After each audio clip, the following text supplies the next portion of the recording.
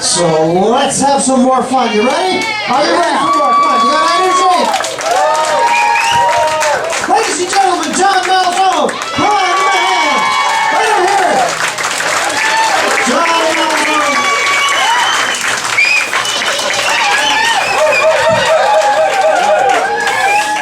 All right, let's get going. Let's go. Let's go. All right, pay attention. We got a lot of shit to cover. You know, it's always nerve-wracking to do this. I haven't felt this nervous probably since elementary school. My friend Audrey wanted me to play Spin the Bottle. And 7 minutes in heaven. It was more like 7 minutes in adolescent hell for me.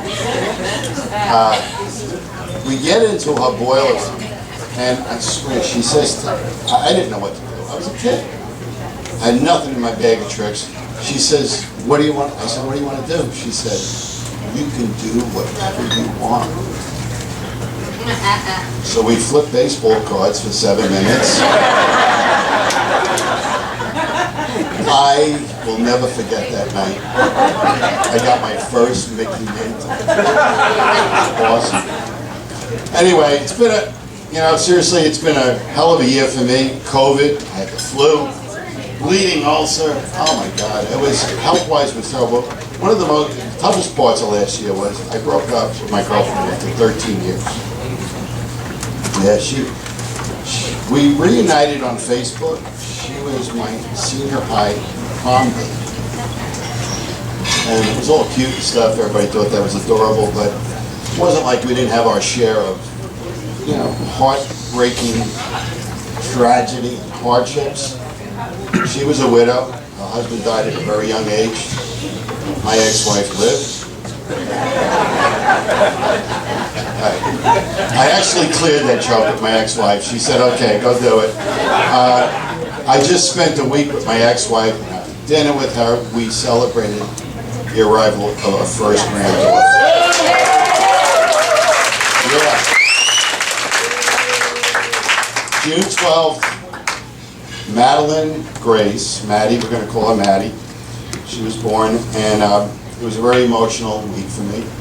I cried when I first held her, and it was a very touching moment. Me and my daughter, just her and I in the room in the hospital, and I was holding Maddie. And my daughter says, "Dad, hand it to me. I want to breastfeed her." And I said, "Okay, Kristen, no, I will look the other way." And she said, "No, Dad, you don't have to look the other way. It's okay." I said, "No, I want to look the other way. I haven't seen your nipples since you were 4. So she starts nursing, and the baby's on her, and I don't see anything really. Just pick a baby on a big pillow. And without warning, my daughter pops her off. And I just, please, Kristen. She's like, "Dad, it's natural." I said, "So is sunlight, but I'm not going to fucking stare at it. Okay? I'm going to need therapy now." It was really a fun time to see my little girl have a little girl. It was just amazing. Let's get back to the ex-girlfriend. Okay. One of the main reasons we broke up was that she was not supportive of me doing any of this. Okay? She made me promise not to do any jokes about her. That deal's null and void. So let me tell you a little about her. She was full Sicilian, okay? Temper. She was always pissed off at somebody. And at first it bothered me, but after a while, I realized that when she was pissed off at somebody else, I was in the clear. So if a few days went by where she wasn't pissed off at somebody, like what she was trying to get pissed off at me, I'd whisper sweet little nothings in her ear, like, "Did you hear what that bitch said about you?" And then I got COVID last year really bad. It was early May. I got COVID bad. I mean, I was laying in bed thinking, I'm going to die. That's fun. Fuck laughed at that. Anyway, I call her up. I called my doctor. She says, you got to get the emergency room stat. I'm calling him. I'm telling him what you need. Blah, blah, blah. So I called my girlfriend. I said, I need to go to the hospital tonight. 103.5 fever. I was delirious. She says, well, I can't take you. Stroke. I can't take you. I said, why? She says, well, I think it's more important that I look for a life insurance policy.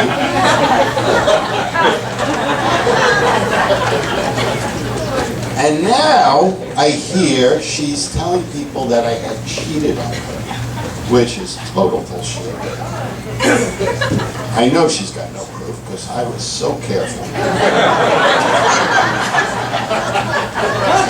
Unless her sister said something, I'm not sure.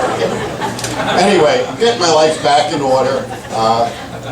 Focusing on me, my friends, my family, my business, my health. I got a personal trainer at the gym. Yeah, my Pilates instructor. And I got a personal trainer, I got a business coach, I got a personal coach, and it suddenly dawned on me, I got all this new freedom, and now I'm fucking paying people to nag me. What the hell is wrong with me? I got all new doctors. I changed all my doctors. Wanted to start fresh. I went with all female doctors. Yeah, all female doctors. I find women doctors are more compassionate than men. They're more caring than men. More importantly, they tend to have smaller fingers. I'm going out with my guy friends now, which is good. I had a lot of time to go with the guys, play poker, go boating. We went boating the other day, right, Cap? And recently I went out with my friend Nathan.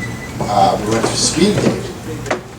And I had never done speed dating before, but they played this dirty little trick on us guys. Okay, this is what they did. All the women stayed at their assigned tables, and the guys rotated around. So we only got to see the women from here up. You know where I'm going, right? I felt like the captain of the Titanic going, look at that little iceberg.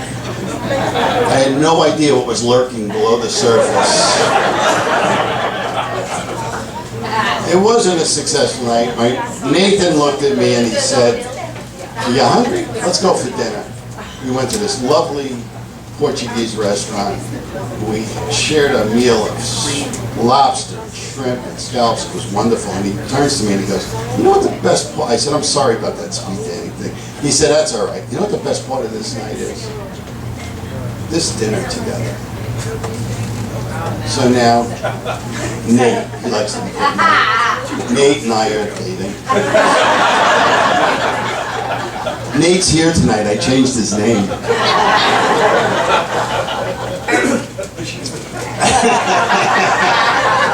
Recently, I went to a Jewish funeral, and I've been to Seders, I've been to, not Seders, what do you call them, Shivas, I've been to memorial services, but I never actually went to a Jewish funeral. And I get to the cemetery, and the family is taking turns shoveling dirt onto my poor friend. And I was noticeably shaken by this. And my friend says to me, well, what's the matter? I said, I've never seen this before. This is so weird. He said, they don't do this at Italian burials? I said, well, sometimes.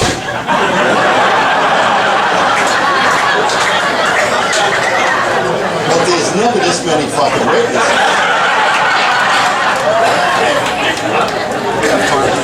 Anyway, I noticed I live in Huntington, they just had the gay pride parade in Huntington. thought it was funny that they had signs up, they had to park in the rear.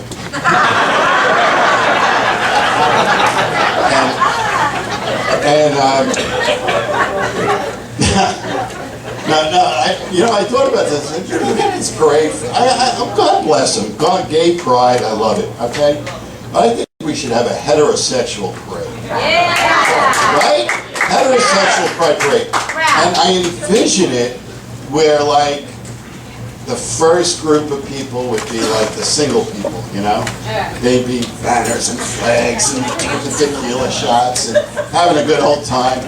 And then we'd have the newlyweds and they'd be lovey-dovey holding hands.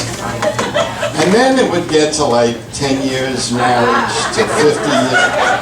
And you could just watch the progressive decline in the smiles. Yeah, you're nodding your head, you didn't know. Hey, how many years you married? Oh, you're not, are you? 46 you were, okay. And then at the very end of the parade would be all the divorced people. And they'd be like on, you know, walking, marching, holding hands with their lawyers. Anyway, any vegetarians in the room? Sure. Are there? Are you going to say, wait, that's not a commitment? Sure? Are you a vegetarian? Look, these vegetarians, I have a bone to pick with vegetarians. They always talk to you like they're holier than thou, you know, the self-righteous, I'm a vegetarian, I'm a vegan. And I want to tell you, I'm a carnivore, not because I like meat, but because you vegetarians are killing trillions of vegetables every year. Yeah, it's appalling. It's appalling. I'm on a campaign to save the vegetables. And you're brutal about it. You eat most of them while they're still alive. You do. You know, you pick an apple off a tree, a tomato off a vine. We just don't, our hearing can't pick up the little screams of the vegetables. And I wish the vegetarians would stop putting the fucking grass in their shakes and smoothies. That's to fatten up my cows. And I want you to save that for me. Anyway, I've been divorced since '06, dated a lot, had some really interesting experiences. Probably one of the most interesting was friends with benefits. That's why I'm waiting. Yeah, but that was like 20 years ago, right? 18 years ago. Now, as I'm older, I'm still looking for friends with benefits, but I'm looking for medical, dental, and optical would be amazing. Like the trifecta. But I've been on the dating sites. I'm not a big fan of them, and just a word of caution, there's a lot of predators out there. There really are. Scammers. And I dated this one girl. Total nuts. Total nuts. Didn't take me long to figure it out. And about 6 months later, my friend called me and said she was in the newspaper today. I said, oh, what happened to her? He said, she assaulted a police officer. She got arrested. And he said, and she's got a profile on Match. I said, oh, this shit I got to see. This was nuts. So I go on Match, and I read her profile. And I have to tell you, it was 100% accurate. Walks on the beach, sunsets, like going out to dinner. She lied by omission. She left out that I'm a psychopathic, pill-popping, alcoholic abuser, okay? Worst of all, she left out that she's a vegetarian. That's my time. Thank you.